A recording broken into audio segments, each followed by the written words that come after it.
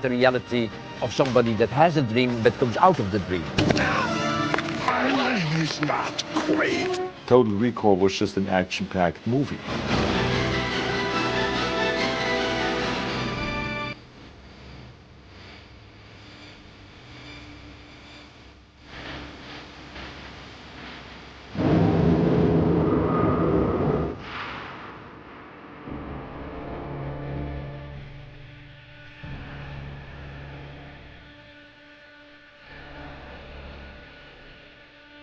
I think it was probably 74 that I optioned this story. It was Phil Dick, who was then not a known author at all. Phil Dick was a struggling pulp writer most of his career until Blade Runner got made. Phil Dick is concerned with what is reality.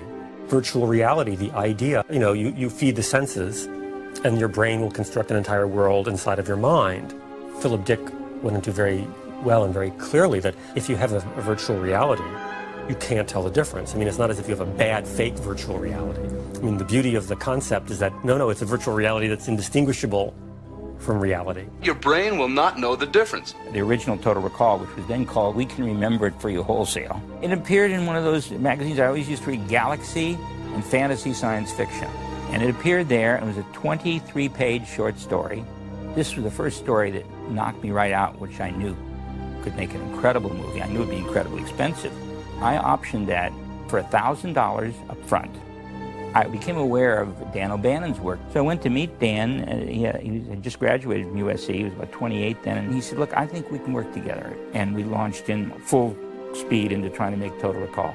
And everybody said, no, it's too expensive. Most people who read the first half of the script felt it was one of the best screenplays they'd ever read.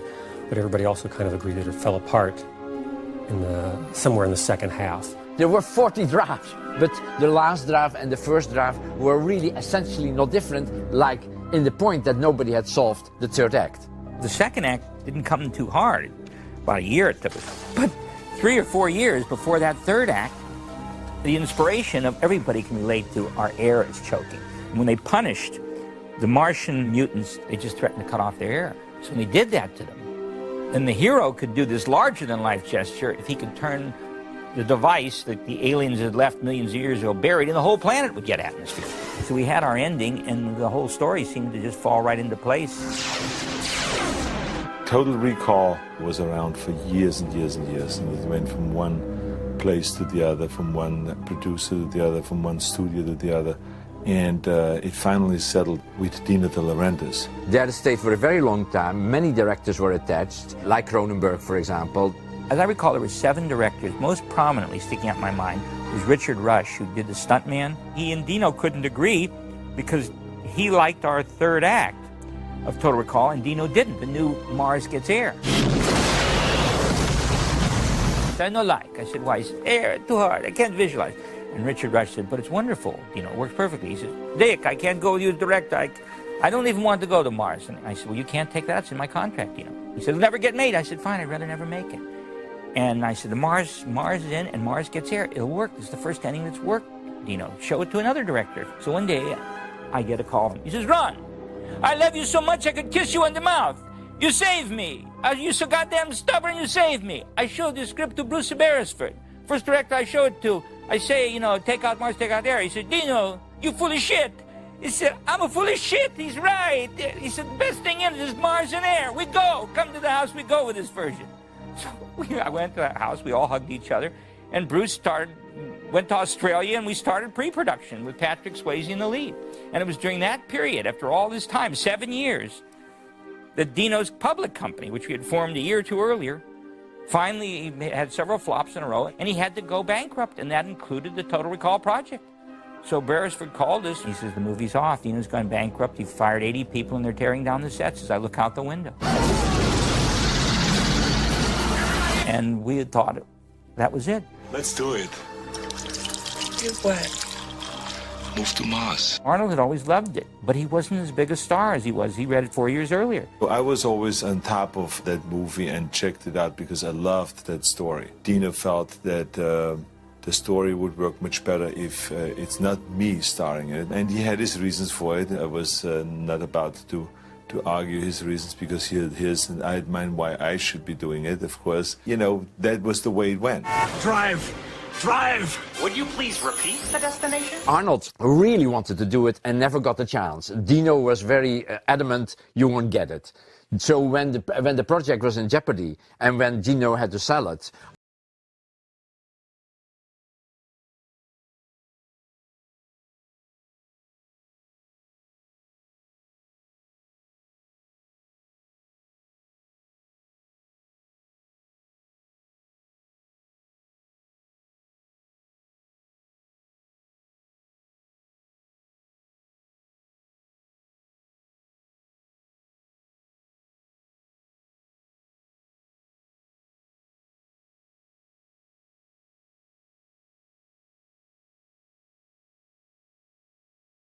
there was more like a kind of timid, nearly accountant type, which was completely a different approach. I thought that that switch from being powerful physically and then being put in the position of being vulnerable is a much more, a stronger kind of contrast. And that's why I thought that the character should be played by me rather than by someone that is an ordinary kind of a looking guy. You know from the minute you see Arnold that eventually he's going to go in the phone booth, take off his shirt, and Superman, and here we go. No way did we feel that it was acceptable to make Arnold Schwarzenegger somebody who was basically a timid guy. That was not Arnold. The first thing I did was I called Paul Verhoeven and I said, remember when we met a few months ago after you came out with RoboCop? And I said to you, he says, Paul, you and I, we have to work together. You're exactly my style of directing, my style of visual looks. It's a visual feast watching your movies. It's extraordinary. So he says, yeah, I remember that. And I said, well, I have the project for us now. Arnold needs a director that he really respects. And Paul's like a real tough guy. And Arnold's a big 900-pound canary. You know, he squawks, he gets what he wants, but he respects Paul a lot. Paul has a certain way of directing. He's very energetic. He's outrageous. You know, he's always continuously, you know, like, well, I think that you can go around the corner, I mean, much faster, and then you go bang, bang, bang, bang. Can you not? I mean, why not? I mean, let's do it again. Let's do it again. I mean, this is how he talks. All the time. It's like I pushed him, you know, and I helped him. I was laying with him on the floor or in the mud and say it like this, and you should, I think you have to give more accent to this word or push this a little bit harder. It has to be a bit faster. Don't be so slow. Do it 3, 4, 5 times. And because Arnold is a guy that has in fact no ego in that direction, you know, he's not like, oh, basically don't hurt me. It's more like, oh fuck yeah. I mean, he's open-minded. It's somebody that looks at his own problems, mistakes, or whatever, and is able to deal with that instead of saying they're not true. It's all fine. I'm great. I'm wonderful. He's not like that at all. And all of a sudden, all the pieces came together on that. And we didn't go to Australia. We went to Mexico. Paul sent me to the Ames Research Institute in San Francisco. They sent me to Houston to walk on the Space Lab. We started contacting colleges that were doing research on how one might live on another planet, gathering research, showing it to Paul. And then he felt free to make a movie. Like a normal movie, you get illustrators in, starting to draw concepts that are in the script. We built models of different settings in the movie. It was a pretty big budget movie at the time, very, you know, pretty expensive movie. And the only way we could do it is to go down to Mexico. And there were 10 stages. 9 of them we kept building sets. And so every stage had maybe 3 or 4 sets built on them to fill these huge 180 by 80, 90-foot wide stages. We worked 7 days a week for almost 9, 10 months. And it was the only way to get it done. There were local locations that we used. We used the Zocalo down in the subway system. But of course, we also repainted the whole subway system, painted it gray. So even if we were on location, it was a monumental task. The choice of going to Mexico City was a great choice because the architecture in Mexico City is unlike anything else. We found architecture that's called New Brutalism. It was a very dark, a bit heavy-handed, concrete style that gave the movie a very definite architectural production design.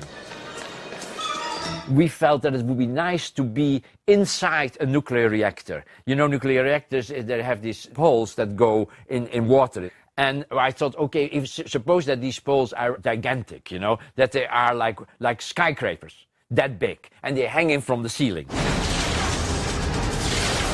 What we found, which was skyscrapers that were designed, let's say, in a kind of really a bit surrealistic way in the beginning of the century. And Bill Flandel was looking at these things, and then somehow he say, well, you know, that's something like that, but how do we do that? It would stick out of the ground and something like that. And so he threw it on the ground, the book. But it came in a situation on the ground that it was reversed. So suddenly, the skyscrapers that were raising up were hanging down. And then we looked at it and looked at each other and said, wow, that's it, that we're going to do. That looks great. The experience in Mexico working with Arnold and the crew, and the Mexican crew we had, which was a great crew too, I mean, it was wonderful. And I think back to Total Recall with a lot of warmth and pleasure. Everybody be careful, yeah? Whenever you shoot in Mexico, that weeds out right away the strong from the wimps. You know, you're in the middle of like the smog capital of the world. The breathing was like 2 packs a day of cigarettes just to breathe the air in Mexico City. Our producer / UPM, Elliot Schick, one of the toughest guys in Hollywood, had to be medevaced out. His eyeballs bugged out. Paul was very sick near the end. They used to have an ambulance, I think, on the set for him so that they could, you know, give him fluid and everything to keep him going. And one had to be constantly mindful of the sprinting distance to the nearest restroom at any time you were filming, and that, of course, added a layer of complexity to what we were doing. The Americans sometimes get really carried away with all this kind of stuff, you know, living clean and not to get any germs noticed. Everybody laughed at me because I was a complete hypochondriac. I was terrified to go to Mexico. I wouldn't brush my teeth with any water but bottled water. And finally, every week I insisted on a B12 shot. Everybody said, what good is that? That's bullshit crap, you know. But I was one of the only 2 people that didn't get sick were me and Arnold. He survived very, very well. I mean, he had his own food flown in from Los Angeles, and he had his own cook that was making his stuff in his trailer. So the only time that he got sick was when his cook got sick and he had to eat with us. It was clear that to keep the budget in balance, we could not afford, next to Arnold, some other people that would be extremely expensive. Rachel came in the first day and Sharon came in the second day. And I did scenes with them personally. I just tested them and did the scenes of Arnold. And after 3 days of casting, I said to Arnold, I think we have the girls, you know. I mean, this is Rachel and this is Sharon.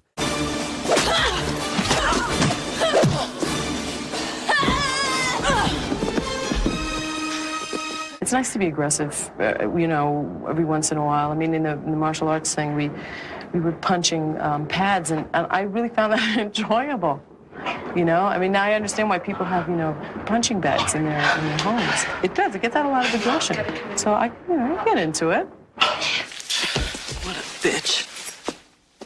I'd like to show you my honorary stunt women's association. I earned this, okay? Sharon Stone was terrific to work with because she was as dedicated as all the other ones were. She was training like a machine.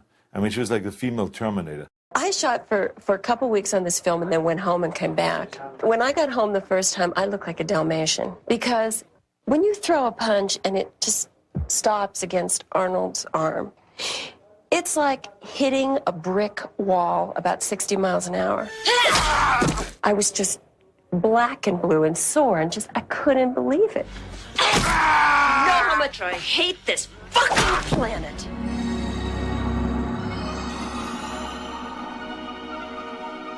This was one of the last of the non-digitally composited movies, so we had to figure out ways of filming with cameras and actual miniatures almost all of the images, except for the skeletons that appeared on the skeleton screens. Everything that you see is something that has been created and photographed by a camera. Well, that's a rumor, isn't it? I think so. For example, when we see Arnold on the train heading into the Mars City, the camera pulls away from that. You see Arnold in the window of the train. The camera pulls up, and you can see all of Mars. It's a geography shot. It sets the exposition of what Mars looks like. And that was done with 3 different scales of miniatures and motion control camera moves that tied them in together. Very complicated and very difficult to do. I think back now when we have the ability to digitally enhance shots, how much easier things like that would be if we were doing them today.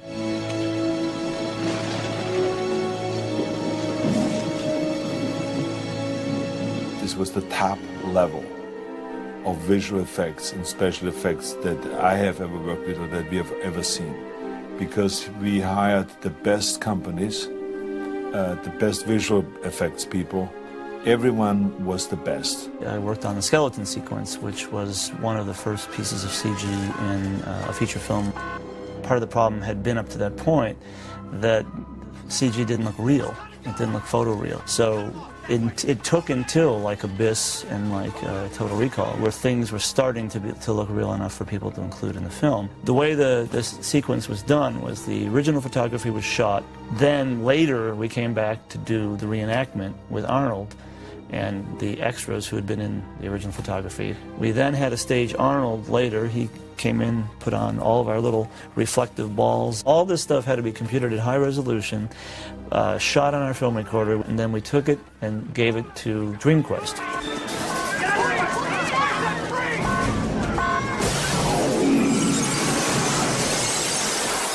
The funny thing was that the technology at the time made this whole sequence, which now you could probably do on your PC. There's a scene in the middle of Total Recall that was, one time was pulled out of the movie, which is where they actually land on Mars. You see all the trains and all that stuff. That scene was going to be not done for financial reasons. And I remember I talked to Paul and said, Paul, that's the only exterior I think we ever show Mars. We must have this. We are never outside. We have no big shots of Mars. All we need is 1 or 2 of these things. And it was one of those things I actually talked to Arnold about it, and then it got put back into the movie. When the studio would start to get jittery about some new $200,000-$300,000 set or issue or more days, Arnold backed Paul all the way. You know, it takes a lot to buffalo these studios, and Paul was happy that Arnold was behind him every second, and it helped because he's the cash cow.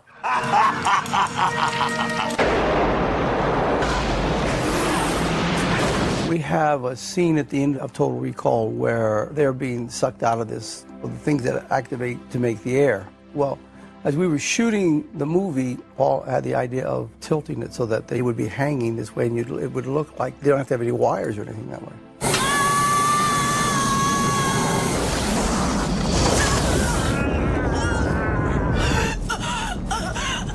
That was the team of Robotine, who I had worked with on RoboCop. You got a lot of nerve showing your face around here. Paul Verhoeven was told, do something really weird, Paul. And he goes, really weird? Yes. Of course, the people looked stranger than in any other movie that you've ever seen. All that stuff was done by Robotine. Basically, doing makeup effects, special makeup effects for the picture, and also doing special visual effects, character visual effects, like people transforming, things like that. The difference of the two is that the first, which is the special makeup effects, are applying makeups and things to an actor, so it changes their physical appearance, and they perform with those. The special visual effects, or the character effects, are basically cable-controlled creatures or people that actually transform. There's no actor involved. We hope you enjoyed the ride.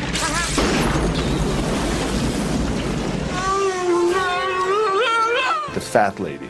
We used a real actress so you could see, oh, she looks like him. You start laughing, you think it's Arnold, but then her face splits open.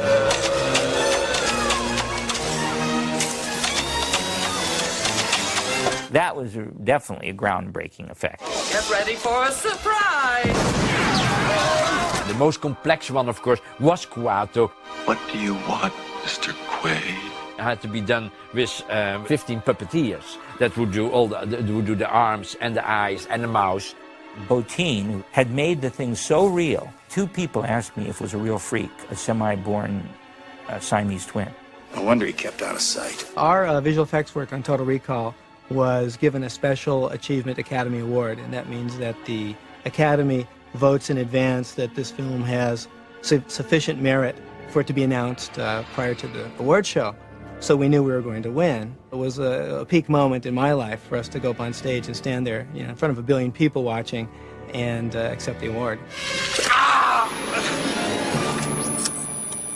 With Total Recall, I sort of could go out a little bit further and try some different things and become a little bit more experimental.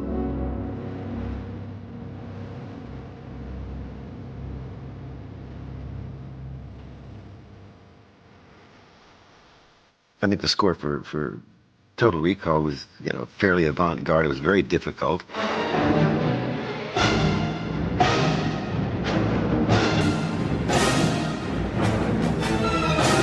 I remember reading at the time, you know, a lot of the criticism of the score was there was no theme, which was nonsense. There was a very strong theme that ran through it. It just wasn't perhaps one of those kind of things you would go away whistling or something, but it was very thematic, and it went through it all.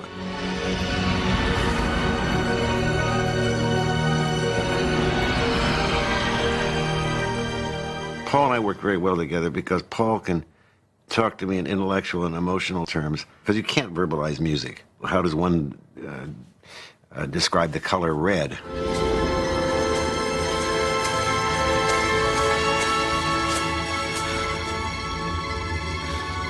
And more violence last night on Mars, where terrorists demanding independence once again halted the extraction of turbinium ore. The political background for this movie really comes out of the 60s and the 70s. The idea is that, you know, government is bad, even if it's our government. Usually you're allowed to say the other government is bad, but this was the world government that they lived under, and it was oppressing the people of Mars.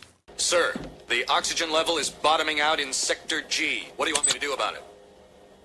Don't do anything. But they won't last an hour, sir. Fuck them.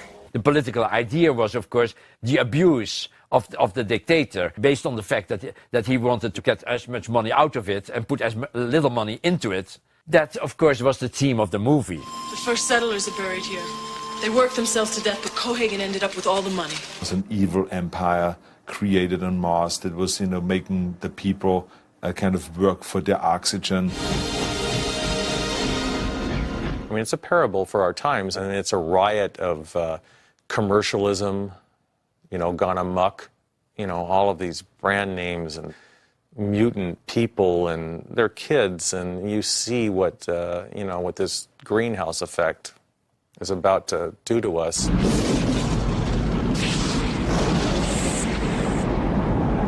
Let's go.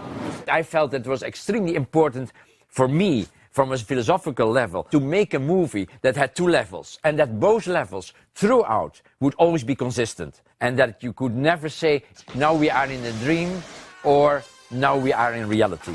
It was Paul Verhoeven who honed in on the idea that we should really take seriously the idea that the whole thing might really be a dream.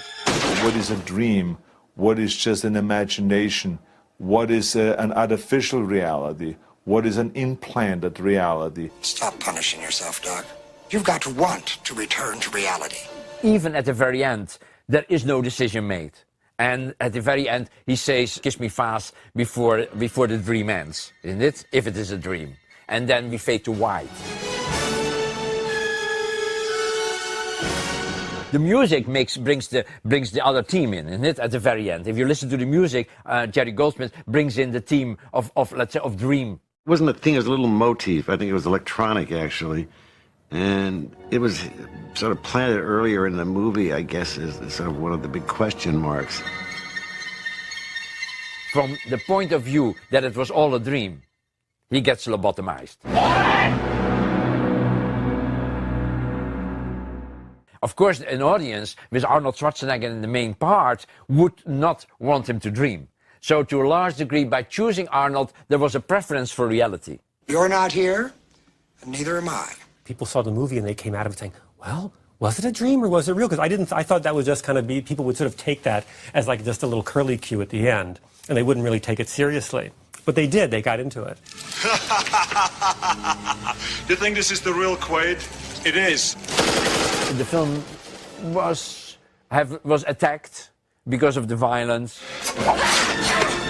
I accept violence on a much higher level than a lot of other people do. For me, it's just another way of showing things. It's my dreams or my nightmares or whatever that I basically give to the audience. The scene on the elevator was a good example on that. An innocent bystander is killed. But I thought, okay, this is just a piece of meat. That's a very uncomfortable statement, of course. This whole body was blown to pieces, really. I shouldn't laugh about it, but I laugh about it because it's film. It's not real. A lot of people have complained that there are 50, 60 people killed or something like that. Kill them all! Yeah, that's true. He is supposed to be a really super agent in it, James Bond in Square. So I felt that he was a guy that was able to blow away everybody. We really didn't do it so it felt like it was exploitation. I mean, it was just horrific. Consider that a divorce. The original line was, consider this a divorce, and then he shoots her. But I mean, we felt that was a little too cold-blooded. The violence in the movie is extreme, yes. And in fact, was more extreme when the movie was made. And ultimately, we toned it down. We had to tone it down because of the MPA gave us an X. I thought that it fit in perfectly well, the body count, because it was a very hectic kind of a movie. But of course, Paul, I think, gave them that cut, so they have something to complain about. And then he would cut it down. See you at the party, Richter! So it was on both sides, were people that admired it and others that really felt it was over the top and disgusting, which is really nothing new. Your mind, it is the center of your life. It is everything you hear, everything you see, everything you feel. It is everything you are. We had no awareness whatsoever 3 weeks before. We had a 43% awareness, which is absolutely disastrous. And with Arnold's Cloud, he convinced Carolco that they had to put up more advertising. So the time we opened, it was 99% recognition. How would you know if someone stole your mind?